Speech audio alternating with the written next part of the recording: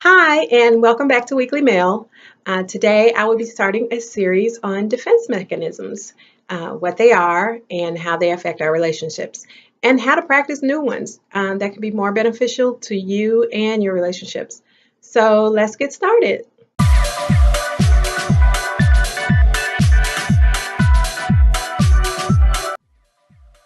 So, defense mechanisms are one way of looking at how people distance themselves from unpleasant thoughts, feelings, or behaviors. Most defense mechanisms are unconscious behaviors, and what that means is most of us don't even realize that we're doing it.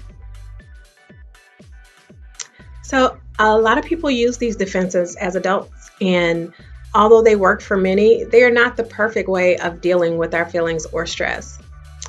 However, if you spot yourself using these, don't feel bad. Everybody does. One of the first defense mechanisms that I want to talk about is repression. So, repression is the unconscious blocking of undesirable thoughts and feelings. And the main thing about repression is that people do it unconsciously, so they have very little control over it.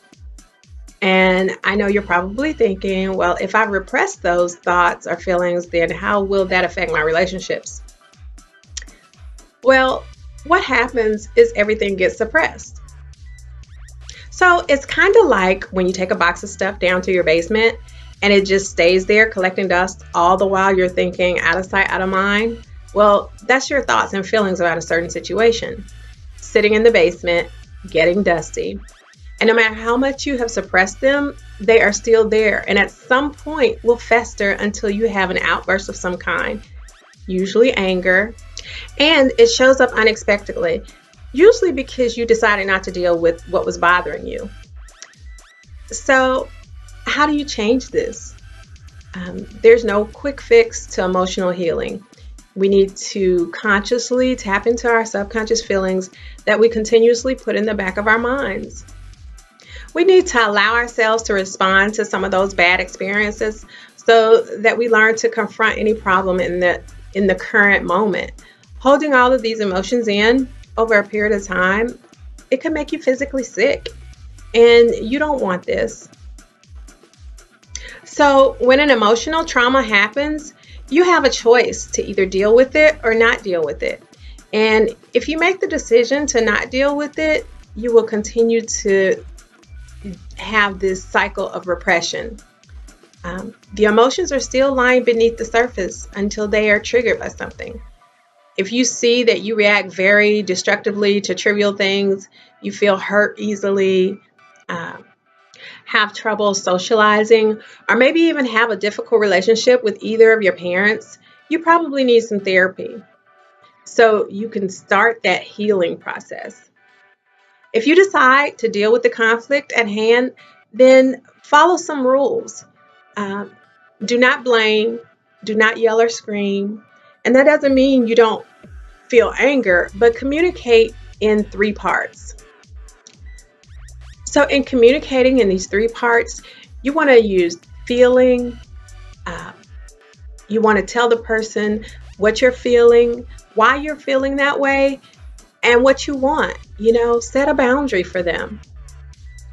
For instance, you can say, I feel hurt when you cuss at me, and I will not talk to you when you do that. I want you to talk to me without cussing or calling me names. And I don't think that's something that's irrational to ask for. And you shouldn't feel like your feelings don't matter.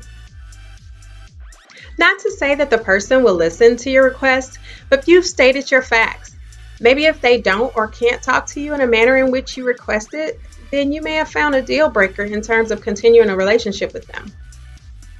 So by using I statements, you're dealing with your emotions now by feeling them and expressing them in a healthy way, as opposed to repressing your feelings or throwing a fit.